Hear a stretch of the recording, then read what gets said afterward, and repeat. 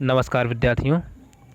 कक्षा 10 की गणित बालाजी प्रकाशन के सवाल नंबर 5वां एक्सरसाइज 6.3 का स्टार्ट करते हैं। तो इसके पहले हम एक्सरसाइज 6.1 और 6.2 बता चुके हैं और इसका भाग 1 भी बताया जा चुका है, जिसमें सवाल नंबर 4 तक बताए जा चुके हैं। तो सवाल नंबर 5वां हल करते हैं। देखिए, 5वां सवाल कह रहा है उस बिंदु के निर्देशांक ज्ञात कीजिए जो बिंदुओं 2, -3 व -4, 6 को मिलाने वाली रेखा को 1:2 के अनुपात में विभाजित करता है। तो देखिए, जब भी विभाजित करने वाले अनुपात की बात हो तो इसके लिए हम जिस तरीके से हल करेंगे वो देखिए, सबसे पहले एक रेखाखंड की बात की है, यानी जो बिंदुओं को ज्ञात कीजिए जो मिलाने वाली रेखा, यानी हमने एक रेखा खींच ली, नाम दे देते हैं ए और बी। सवाल को पढ़ते हैं। कह रहे उस बिंदु के निर्देशांक ज्ञात कीजिए जो बिंदुओं, यानी बिंदुओं कौन, 2, -3 और -4, 6 को मिलाने वाली रेखा, यानी बिंदु ये ए और ये बी हो गए। ए के निर्देशांक हम दे देते हैं 2, -3 और बी के दे देते हैं -4, 6, यानी ये दो बिंदु हो गए, एक ये और एक ये आपस में मिला रहे, एक कोई ये रेखाखंड है ए बी।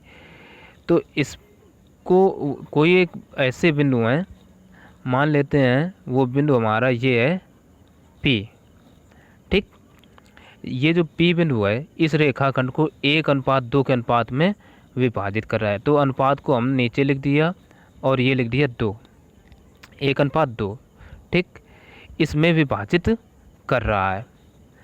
तो अब देखिए, और इसके निर्देशांक ज्ञात करना है, यानी इस पी बिंदु के निर्देशांक ज्ञात करना है। तो पी बिंदु के निर्देशांक ज्ञात करने के लिए हम क्या करते हैं, ये x1, ये y1 और ये x2 और ये y2 हो गया। ये बराबर हो गया हमारा m और ये बराबर हो गया n।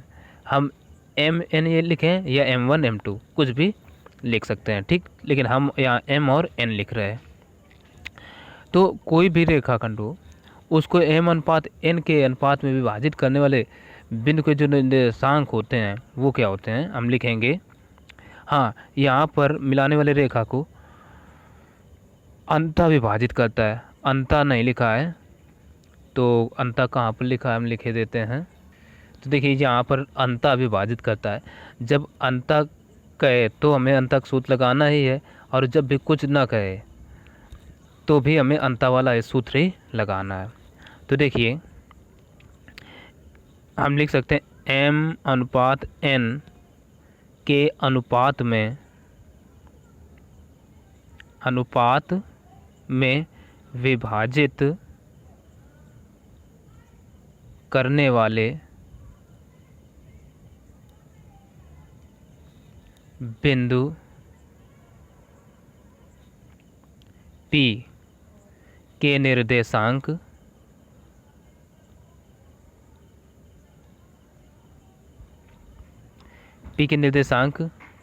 बराबर क्या हो जाएंगे, m x2 + n x1 अपान m + n, m y2 + n y1 अपान m + n। ठीक है ना, ये फार्मूला होता है, हमें याद रखना है। m का मान अब देखिए क्या है, 1 × x2 का मान है -4 प्लस n का मान है 2 × x1 का मान भी 2 है, अपान 1 + 3, m इधर भी देखिए m का मान है 1 × y2 का मान है 6 प्लस n का मान है 2 × y1 का मान है -3 अपान m + n, यानी m का मान 1 प्लस n का मान 2, n का मान 2 है, यहाँ हम 2 रखते हैं। ठीक, तो बराबर 4 और -1 का गुणा यानी माइनस के 4 प्लस 2 दूना ये 4 अपान 1 2 3 कामा यहाँ से 6 कम 6 माइनस 2 3 6 बटे 1 प्लस 2 3। अब ये कटे ये कटे तो ये आ क्या गया, जब 0 में 3 से डिवाइड करो तो 0 कामा 0, यानी यही हो गए आंसर। अब देखते हैं अगला सवाल। अब देखिए तीसरा सवाल, तीसरा नहीं ये छठवां सवाल है। ठीक है, छठवां सवाल कह रहा है उस बिंदु का भुज ज्ञात कीजिए जो 0,4 व 0,8 को मिलाने वाली रेखा को 3:1 के अनुपात में अंतः विभाजित करता है। बिल्कुल सेम सवाल है पाँचवें की तरह। तो हमें एक रेखा खींच लेना है, नाम दे देते हैं ए और बी। अब ए के निर्देशांक क्या होंगे 0,4 और बी के हो जाएंगे 0,8। अब ये बिंदु हो गए ए और बी, तो इनको आपस में जो रेखाखंड ए बी मिला रहा है इसको कोई एक बिंदु है पी, यानी पी यहाँ पर हम देते हैं ये पी, ये इसको 3:1 के अनुपात में विभाजित कर रहा है, यानी ये दूरी यहाँ से यहाँ तक की 3 हो गई।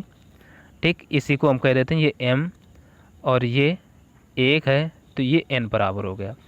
ठीक, तो इसके निर्देशांक हमें ज्ञात करना, ये x1 ये y1 ये x2 और ये y2। अब समझिए उस बिंदु का भुज ज्ञात कीजिए, यानी हमें भुज ज्ञात करना है। ठीक, ये जो p है p के निर्देशांक मान लेते हैं ये x और ये y, यानी x, y ये ज्ञात करना है। को मिलाने वाली रेखा को 3:1 के अनुपात में अंतः विभाजित करता है। तो अब हमें यहाँ पर ये बात याद रखना है, पता होना चाहिए m अनुपात n, चूँकि m पता है n पता है, ठीक है ना, तो m अनुपात n के अनुपात में अंतः विभाजित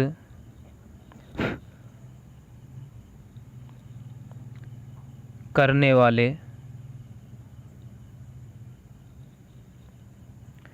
बिंदु के निर्देशांक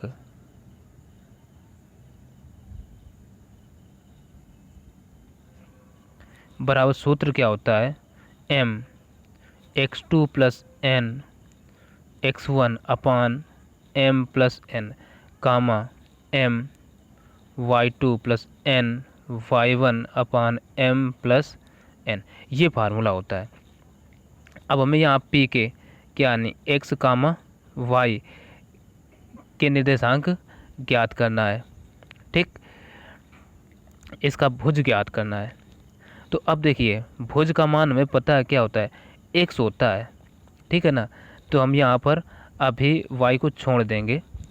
ठीक, तो x बराबर, अब की बात चलो दोनों के मान रख देते हैं, लेकिन रखने से क्या फ़ायदा, हमें भुज ज्ञात करना है। भुज होता क्या है, वो x का मान होता है, तो y का नहीं रखेंगे, केवल x के मान से ही हमारा काम चल जाएगा।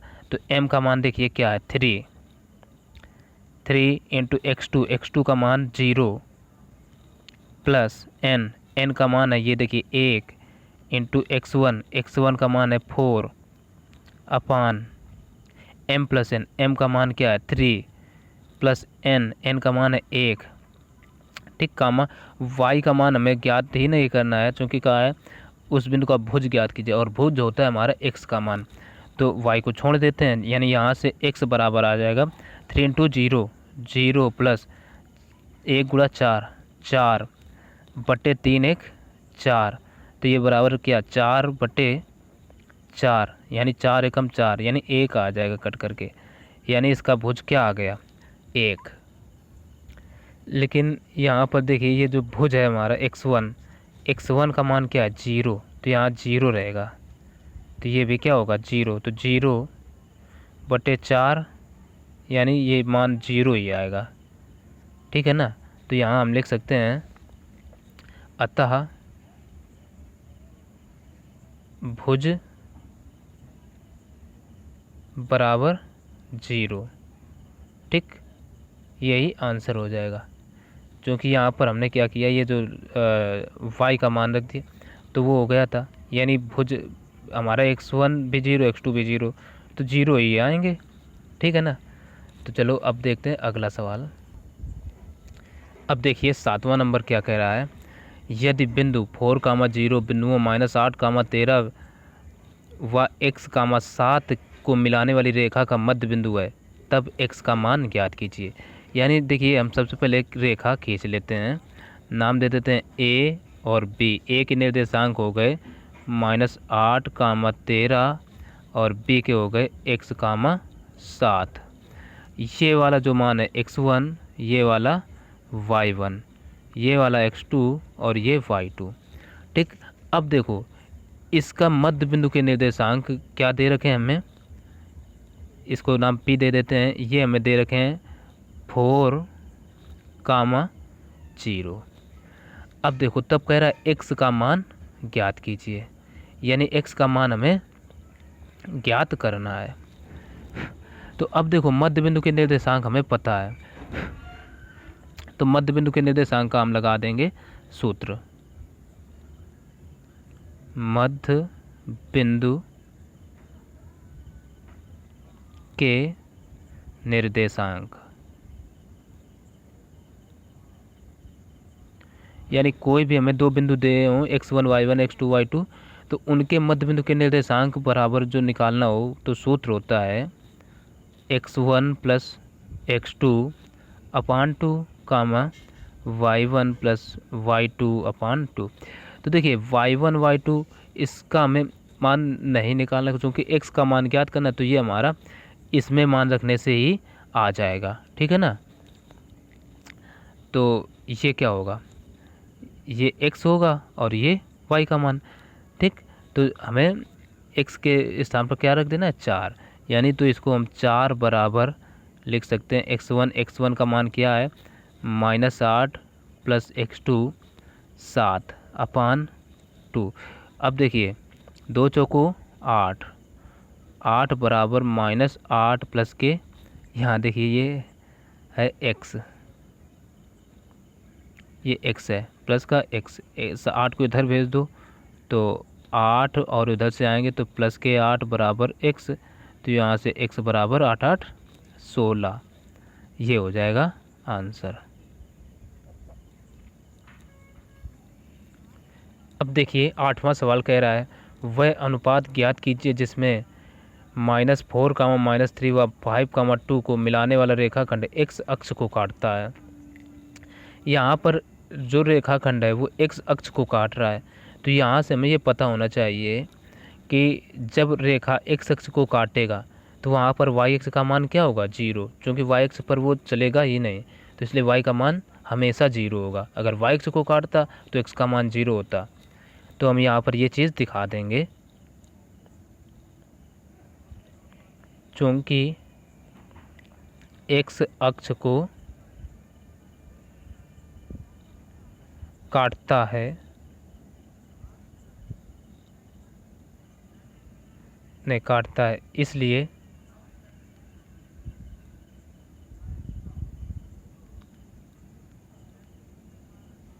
यहीं लिख देते हैं y बराबर क्या होगा, 0, यानी y का मान 0 होगा।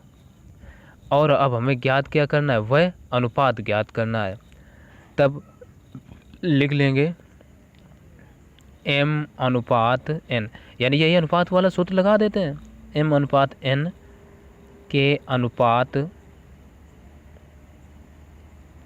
में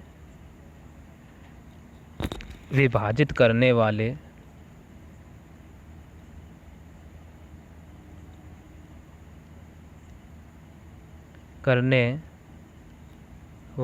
बिंदु के निर्देशांक,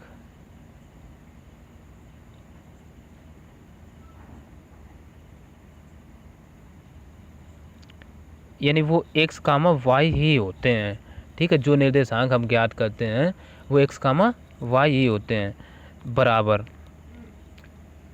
m x2 प्लस n, ये x1 अपान m प्लस n, कामा m y2 plus n y1 अपान m प्लस n, ये हो जाएंगे। अब देखो चूंकि x का मान हमें नहीं पता है, y का पता है, चूंकि 0 है तो हम क्या रखेंगे, y का स्थान पर लेंगे, ठीक। इसलिए 0 बराबर क्या करेंगे,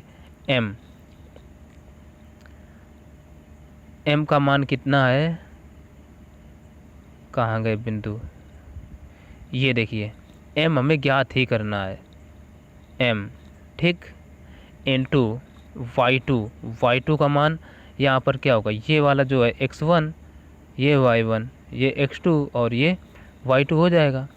तो y2 का मान है 2 प्लस n, y1 का मान क्या होगा, माइनस का 3 अपान m प्लस n। अब देखो m प्लस n का इधर मल्टीप्लाई होगा तो ये हो जाएगा 0 बराबर 2m माइनस का 3n, 3n को इधर ले आओ तो ये आ जाएगा 3n बराबर 2m।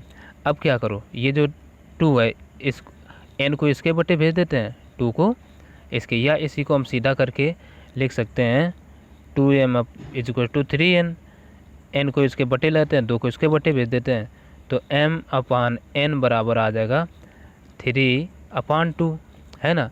तो इसी को अनुपात में लिख सकते हैं, अतः अनुपात बराबर कितना हो जाएगा, 3/2। यही सवाल का आंसर हो जाएगा।